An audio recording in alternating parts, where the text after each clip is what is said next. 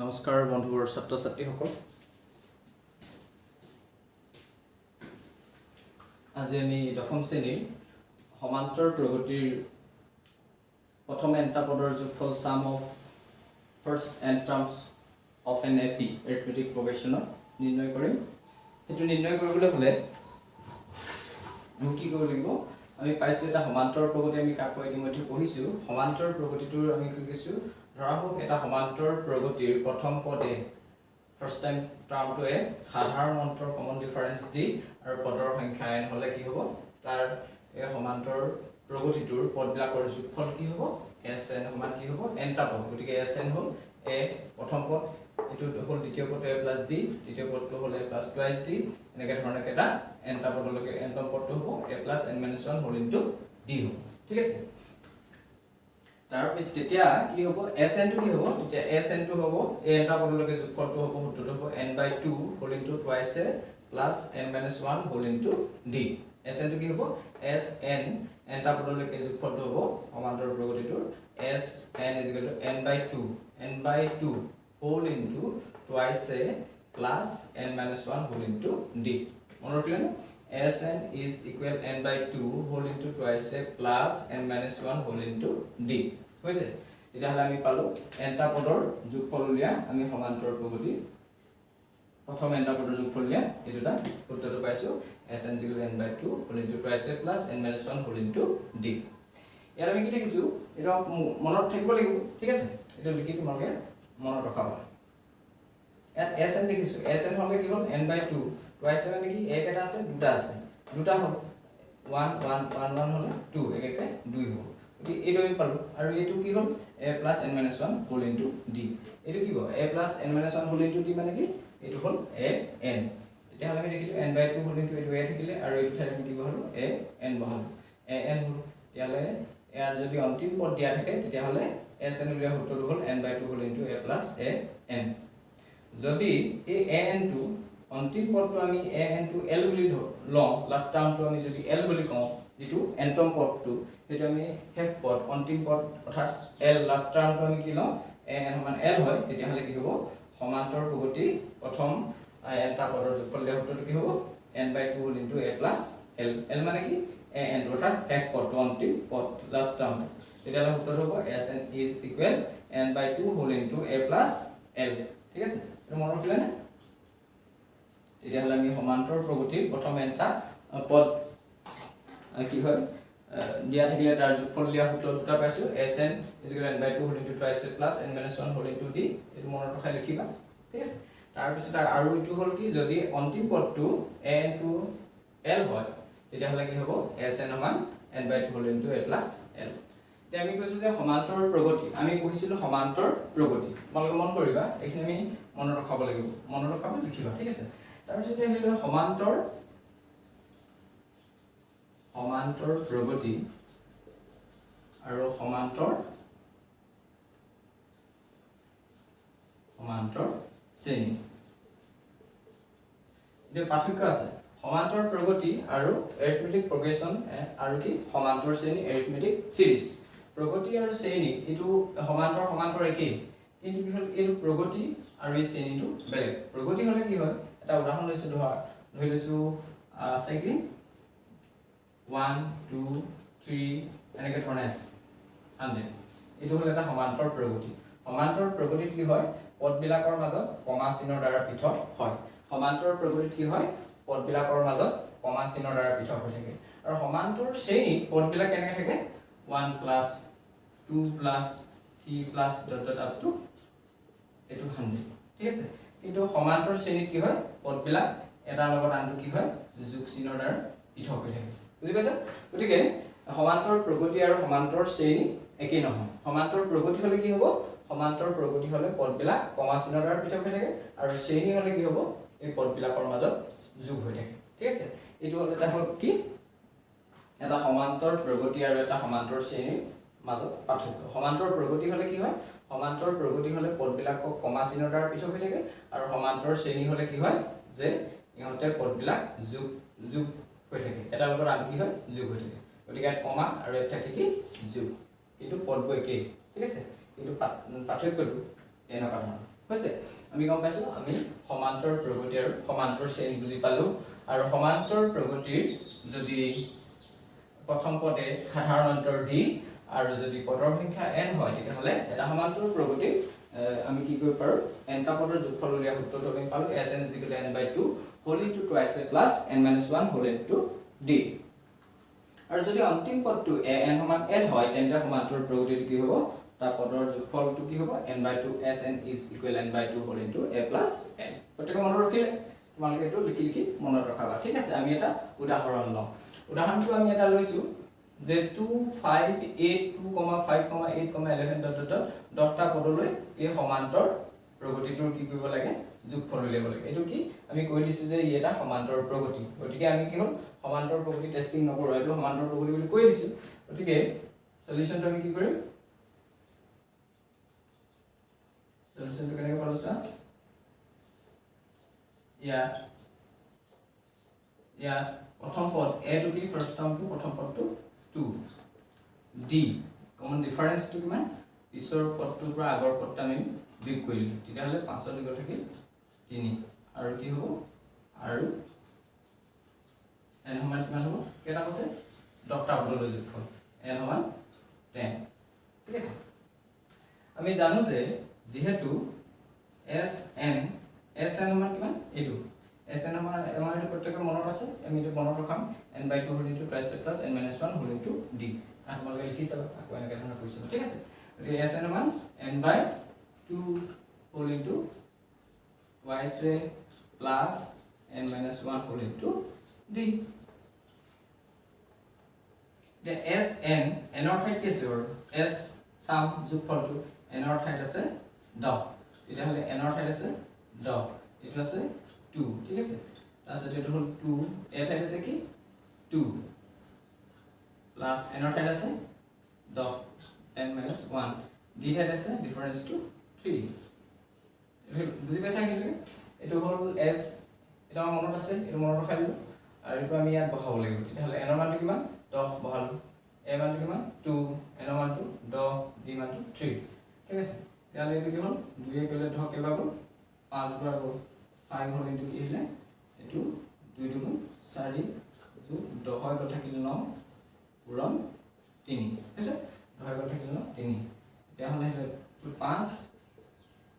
এটো 4 যোগ 3 9 27 আছে এটো 5 ইনটু কিমান হ'ব 7 7 से 11 31 ঠিক আছে 7 से 11 গুণিলে 2 কে 3 এটো কিমান হ'ল 1 5 গুণ 5 3 5 গুণ 15 ঠিক আছে গতিকে বুজি পাইছা এটা আমি কেনে কৈছো চোৱা ভালকে এটা অংক বুজি পালে আমি এখিনি সহজতে কৰিব পাৰিম কৈছে যে 2 5 8 2, 5, 8, 11, 10টা পদলৈ এই সমান্তৰ প্ৰগতিটোৰ কি কৰিছে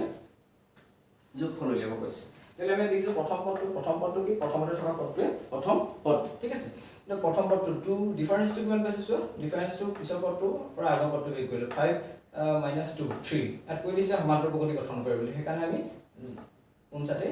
আমি সাধাৰণ অন্তৰ উলিয়াব পাৰিছো আৰু n টো কিমান 10 কেনেকৈ পাইছো 10টা পদলৈ যোগফল কৈছে n সমান 10 sn সমান কি n/2 whole into twice plus n-1 whole into d এটো আমাৰ মনত আছে s10 n ৰ ঠাইত 10 আছে 10 এটো বহাইলো n ৰ ঠাইত 10 বহালো a ঠাইত কি বহালো 2 বহালো n ৰ ঠাইত কিমান বহালো 10 বহালো d ঠাইত 3 বহালো 2 2 গুণ 4 এটো 5 হ'ল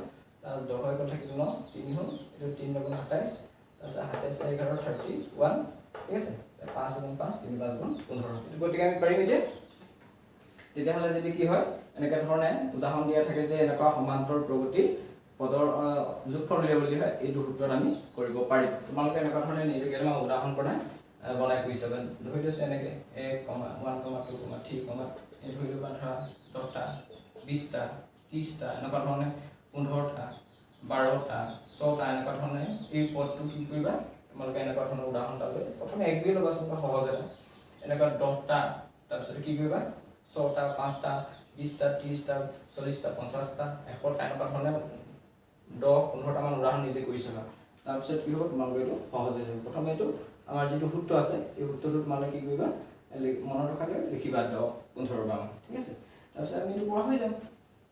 গতিকে পাৰিবনে এনেকুৱা ধৰণে কেইটামান উদাহৰণ তোমালোকে নিজে লৈ কৰি চাবা তেতিয়া তোমালোকৰ কাৰণে সহজ হ'ব মনত থাকিব ঠিক আছে এইবাৰ আমি আৰু এটা বেলেগ এটা উদাহৰণ লওঁ ঠিক আছে প্ৰেক্টিছ কৰিবা প্ৰেক্টিছ কৰিলে ভাল লাগিব মান ধুনীয়া লাগিব কৰি পিছত অংকহে কৰি ভাল লাগিব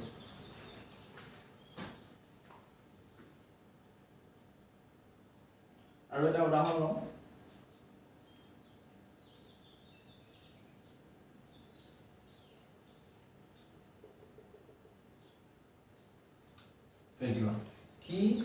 T 5 T plus 5 plus 7 plus dot dot dot plus 21 এই সমান্তৰ প্ৰগতিটোৰ কি কৰিব লাগে যোগফল নিৰ্ণয় কৰিব লাগে আমি এইটো দেখিছো এইটো প্ৰথমটোতকৈ অলপ বেলেগ ডিফাৰেন্স হয় কিন্তু এইটো কেনেকুৱা ধৰণে আমি কৰিব লাগিব আমি কৰি চাম সো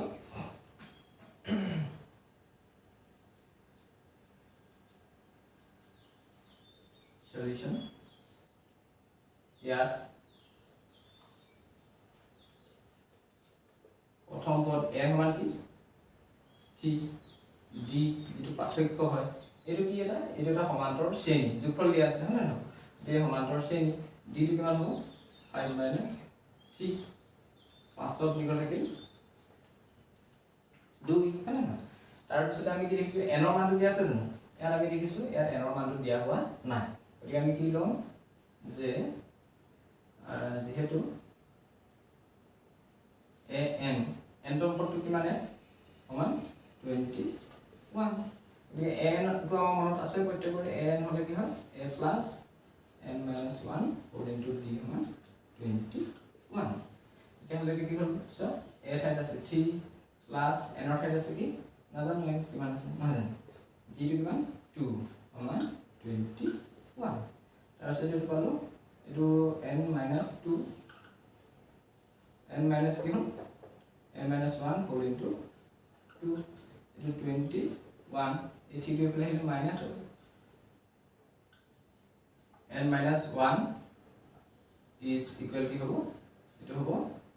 21 minus 3 এটো হ'ব 15 আৰু দুইটো আছে যে দুইটো এফালে আমি হৰণ কৰিলো ঠিক আছে বুজি পাইছো গতিকে তাৰ পিছত আহিলে কি এটো n হ'ল n সমান 2 9 18 এটো মাইনাস আছে ইফালে গলে প্লাস 1 দেখে n সমান কিমান হ'ল 9 কে 10 ঠিক আছে তো বুজি পাইছা নেকি চোৱা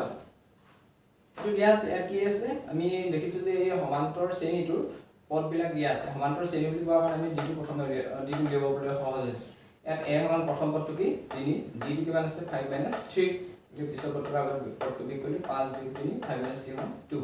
আৰু এট কি আছে পদৰ সংখ্যা দিয়া নাই আমি ধৰিলো এট শেষ পদটো অন্তিম পদটো লাষ্টটো কি 21 গতিকে an মানে 21 an টো আমাৰ মনত আছে an মানে কি a plus n minus 1 whole into d a মানটো কিমান 3 n মানটো নাজানো d মানটো 2 তাৰপিছত আমি কি কৰিলো এটো এই প্লাস আছে না থিটো ইফালে মাইনাস হৈ গ'ল 21 আছে ঠিক আছে n minus 1 তাৰপিছত এটো আঠাইনে 11 18 21 ক নিগলে 18 এই দুইটো ইফালে হৰণ কৰি দিলো বা আমি দুইফালে দুইটা হৰণ কৰিলে দুইটো কলা হৈ গ'ল এটো এনেকা থাকিলে এটো জানা তাৰপিছত আহিলে চোৱা এটো n হ'ল এটো -1 আছে ইফালে গলে চিনৰ পৰিৱৰ্তন হ'ল মাইনাস হোৱাৰ কাৰণে প্লাস হ'ল তে n মান কি হ'ল 9 কে 10 n ৰ মানটো আমি এতিয়া পালো n ৰ মানটো পোৱাৰ পিছত আমি কি কৰিব পাৰিম এতিয়া n ৰ মানটো পোৱাৰ পিছত আমি এতিয়া উলিয়াব পাৰিম কি নিৰ্ণয় কৰিব পাৰিম n ৰ মানটো পোৱাৰ পিছত আমি sn টো নিৰ্ণয় কৰিব পাৰিম এটা হলে প্ৰত্যেক বুজি পাইছা ঠিক আছে তোমালোকে এইটো ঘৰত অনুশীলন কৰিবা এটা লিখিবা প্ৰথমে পঢ়ি লবা চাই লবা তাৰপিছতে লিখি চাবা তাহা নিজে কেইটামান উদাহৰণ কৰি চাবা তোমালোকৰ কাৰণে গণিত একেবাৰে সহজ হৈ পৰিব ঠিক আছে n টো সমান আমি পালো 10 হৈছে এটাকে কি হ'ব sn আমি কি জানো যেহেতু sn সমান কি n/2 হয় না n/2 এতিয়া আমি দেখিছো এইটোটো আমি কি সূত্ৰ লগাম এটা হেক পদটো দিয়া আছে এই হেক পদটো দিয়া থাকিলে কি হয় হেক পদটো দিয়া থাকিলে এটা সূত্ৰটো হ'ল sn সমান n/2 whole into a plus n গতিকে লাষ্ট টাৰ্মটো কিমান an গতিকে an টো ইয়াত কি এইটো হ'ল l লাষ্ট টাৰ্ম গতিকে হেকৰ পদটো 21 গতিকে s কি পালো আমি n n ৰ মানটো কিমান 10 হ'ল n ৰ মানটো 10 এইটো 2 এইটো কি হ'ল a মানটো কিমান 3 ঠিক আছে প্লাস লাস্ট টার্মটো কিমান 21 গতিকে বুজি পাইছা গতিকে n ৰ মানটো 10 আৰু 2 a মানটো হ'ল 3 আৰু লাস্ট টার্মটো l টো 21 ইটো 21 দুই কইলে কেবা গল 5 ভাগ 5 হোল ইনটু কি হোল ইনটু 3 একে 4 24 3 একে 4 ঠিক আছে যেটা যদি করব আমি 5 4 গুণ 20 শূন্য করলে 2 তাছতে 5 2 গুণ 10 ঠিক আছে এদিকে s n কি হল এটা হল বুঝে বুঝি পাইছেন এইটো ঠিক আছে এইটো প্ৰথমটোতকৈ অলপ বেলেগ আমি এইটো আকৌ চাওঁছো কি আছে যে এইটো এটা সমান্তৰ শ্ৰেণীটোৰ প্ৰথম পদটো কি দি আছে সমান্তৰ শ্ৰেণী এইটো প্ৰথম পদটো এইটো প্ৰথম পদটো প্ৰথম পদ 3 d2 কি আহিলে পিছৰ পদটো আগৰ পদটো 5 - 3 2 আকৌ n টো দিয়া নাই n টো আমি উলিয়াব কাৰণে কি যেটো অন্তিম পদ বা এন্টম পদটো দি আছে কিমান 21 গতিকে এইটো এটা অসীম সমান্তৰ প্ৰগতি সেই গতিকে n টো লাস্ট টাৰ্ম গতিকে n সমান 21 হলে n উলিয়াব সূত্ৰটো আমি জানো a + n - 1 whole into d সমান 21 ঠিক আছে a মান কিমান 3 এত বহাই দিলো n ৰ মানটো নাজানো d মান কিমান 2 এত বহালো 21 ঠিক আছে না প্লাস আছে ইফালে গলে মাইনাস হ'ব গতিকে এইটো 21 - 3 হলে কি হ'ব এইটো 18 হ'ব অৰ্থাৎ 11 ঠিক আছে তাৰ পিছত আহিলে এই দুইটা আছে না ইয়াত এই দুইফালে দুইটা হৰণ কৰিলে দুইটা অলি গ'ল এই দুইটা হৰণ হ'ল 2 হলে 2 9 18 ইয়াত মাইনাস আছিল -1 এই ফালে গলে চিহ্ন পৰিৱৰ্তন হয় মাইনাস হলে প্লাস প্লাস হলে মাইনাস এই মাইনাস আছে এই হলে প্লাস 1 নয়কে 10 তেলে আমি পালো যে n ৰ মানটো কিমান পালো পদৰ সংখ্যা n টো পালো নাম্বাৰটো 10 ঠিক আছে তেলে sn টো আকৌ আমি দুটা সূত্ৰ পাইছো sn n/2 whole into twice plus n - 1 whole into d আৰু sn যদি লাস্ট টার্মটো অন্তিম পদটো l টো দিয়া থাকে তেতিয়া হলে কি হয় n/2 whole into a plus l সূত্ৰ বহাও তেতিয়া হলে sn ৰ মান n/2 whole into a plus l তেতিয়া হলে বহালো a মান কিমান 3 আৰু l ৰ মান কিমান 21 এইটো দিলা l লাস্ট টার্মটো শেষত হ'ব 21 3 একে এইটো কি 4 24 তাছতে দুই যদি 5 বাৰ গ'ল 5 একে 5 একে 20 শূন্য কৰিলে 2 বিভাগ হতে 120 এতিয়া তোমালোকে কি কৰিবা এনেকা ধৰণে আৰু কিছুমান উদাহৰণ লৈ কৰি চাবা ধৰি লৈছো এনেকা সহজ উদাহৰণ লৈ লবা এনেকা ধৰণৰ 1 + 2 + 3 ধৰি ললো 20 ঠিক আছে দুই নম্বৰটা এনেকা লৈ ললা 1 + 2 + 3 30 ঠিক আছে তিন নম্বৰটা এটা উদাহৰণ লৈ ললা 1 + 2 + 3 কিমান 50 চাৰি নম্বৰটা উদাহৰণ লৈ ললা 1 + 2 + 3 কিমান 100 তাৰপিছতে আৰু এনেকে বিভিন্ন ধৰণৰ উদাহৰণ ল'ব পাৰা তোমালোকে ঠিক আছে গতিকে কেনেকৈ ল'ব পাৰা ধৰি লৈছো 5 + 10 + 15 + 75 এনেকুৱা ধৰণে তোমালোকে